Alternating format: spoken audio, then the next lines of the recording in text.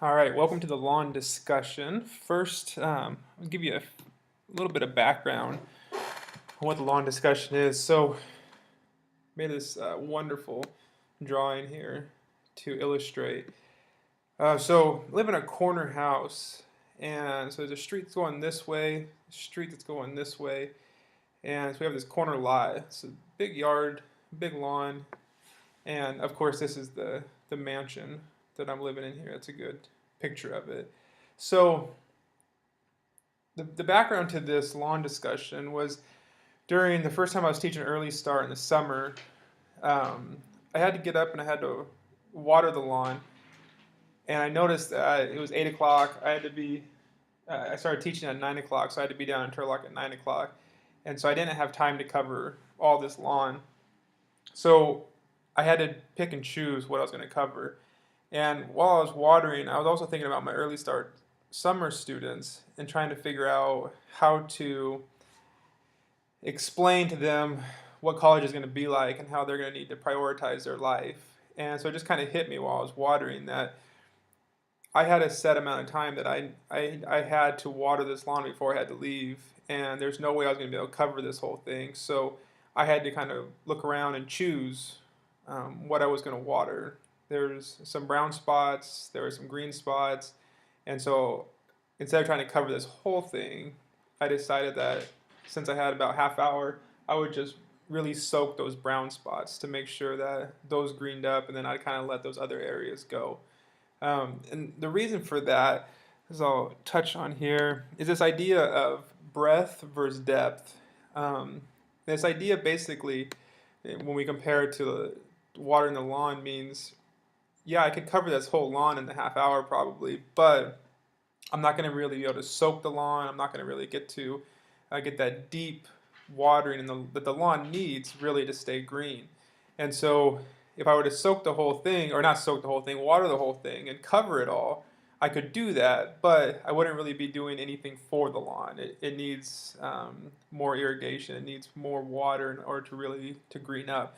And so the idea of, in order to green this lawn up where it needed to, is I needed to soak the lawn and really get some depth in the lawn, get the water down deep in order to keep it healthy and keep it um, greening up and healthy. So when looking at the lawn, this whole lot, and knowing how much time I had, I started choosing my priorities, trying to figure out what I could do in the time I had. Um, so to give you a little more background, you're probably wondering, well, why don't you just turn the sprinklers on? Well, in a perfect world, there'd be sprinklers, but my dad and I built a fence that covered basically roads going right here, and then of course there's sidewalks. And what I started noticing was people would walk all the way this direction, and then if they're going this way, they decided just to cut across the lawn. Since my office, my desk and stuff is right here, I'd always noticed these people cutting across the lawn, and I got tired of yelling out the window at these people to stop cutting across my lawn, so I decided to put a fence up. Now that there's a fence up, during that process of putting the fence up, um, while I was digging, I hit a few irrigation pipes. Not a few, one. And so I had to turn all the sprinklers off, and that hasn't been fixed yet, so now I hand water. So yeah, it would be nice to have the sprinklers, just like it'd be nice to have this ideal world that we live in for our life, but sometimes things don't work out that way, so we have to make do with what we have.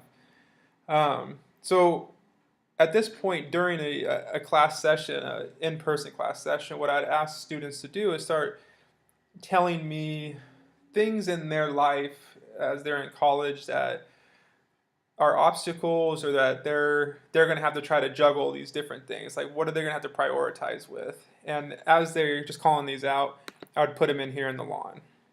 You might see where this is going already, but we'll just kind of go with it. I start putting these different ideas, these obstacles, or these responsibilities out here on the lawn, and start adding these things in. And so what I did was went ahead and had those kind of what I hear most of the time. I put those in there already so that we can kind of just look at what most students, most incoming freshmen say for their lawn. And to go back a little bit also, I came to the realization that I don't live in a mansion, so we fixed that picture from the mansion to the actual teacher house, which is 2 bedroom, 1 bath. Ours looks a little bit nicer than that, but that's more realistic. So here we are with all the answers, the responsibilities that the students have coming in, that they usually, this is the general, what people, most popular things that people throw out there. So bills, sleep, gym, health, school, family, work, fraternities, sororities, girlfriend or boyfriend, relationships, money, Netflix, pets, social media, parties, hobbies. So I feel like that's a pretty good sense of what freshmen are dealing with. Now, if there's other things that you're thinking of while you're watching this video, then go ahead and write them down on a list, or other requirements that you have or responsibilities that you have.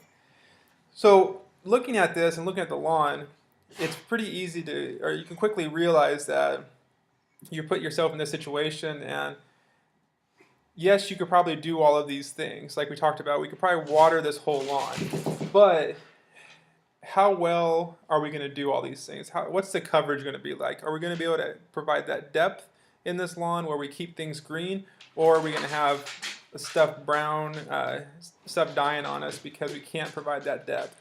And you have to make a choice. What do you want to do? Do you want to try to cover all these things and not do all of them well, but you did all of them? Or do you really want to focus in on a few of these things and make sure that you do a good job with those certain things?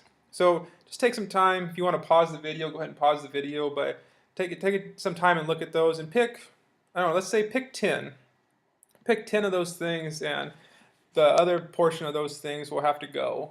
But pick those 10 things, and then we'll go on from there. So go ahead and pause the video, pick your 10 things, and then we'll move forward.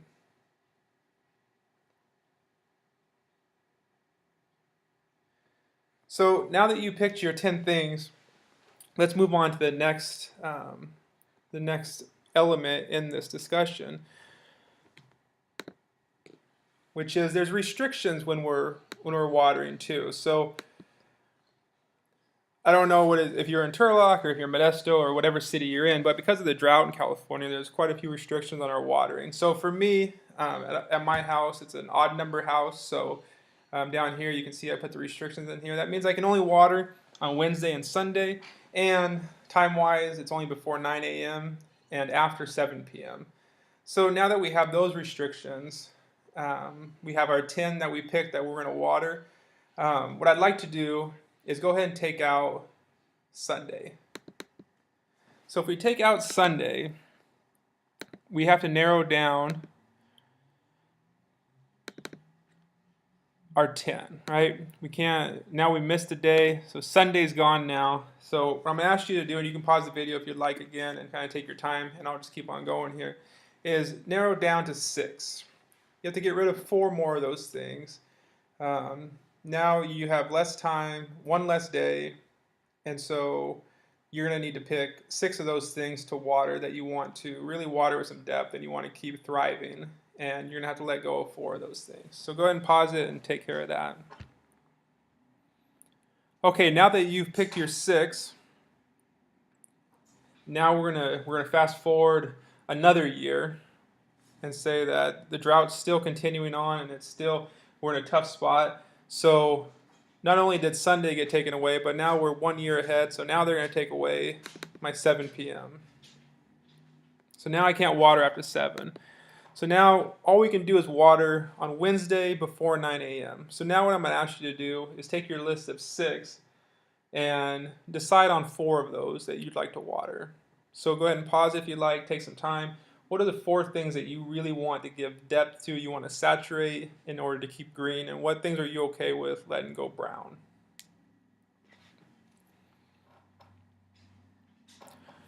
Okay, so now you have your list of 4. I'm not going to continue down that road and take your Wednesday already, because then we don't have any time to water. But my goal in doing this is trying to help you realize that during your time in college, you're going to have to prioritize, and you're going to have to figure out what things are important to you and what things you can do away with for time being.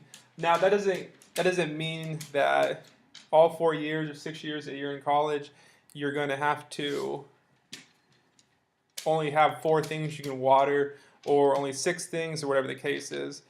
There's going to be moments of drought like we're in now. There's going to be moments where you have 2 things that you can water because things are so busy and schedule wise. But there's also going to be moments where we've got a lot of rain, and so you're going to have 8 to 10 things back, whatever the case is. But the goal here is for you to reflect and realize, if I do get in those spots where I'm so busy that I'm going to have to let some things go, what things am I okay with letting go? What things am I okay with browning up a little bit, and make those tough decisions? Hopefully you don't hit a lot of spots like that, and hopefully if you do hit spots like that, then they don't last very long. But as someone who's gone through college here at Stanislaus, there are going to be moments of drought. There's going to be moments where you're going to be very selective with your water or your time. And so taking some time to think about this, I think, is very important. And I look forward to hearing your reaction about the lawn discussion. So thank you for your time, and I look forward to hearing your comments.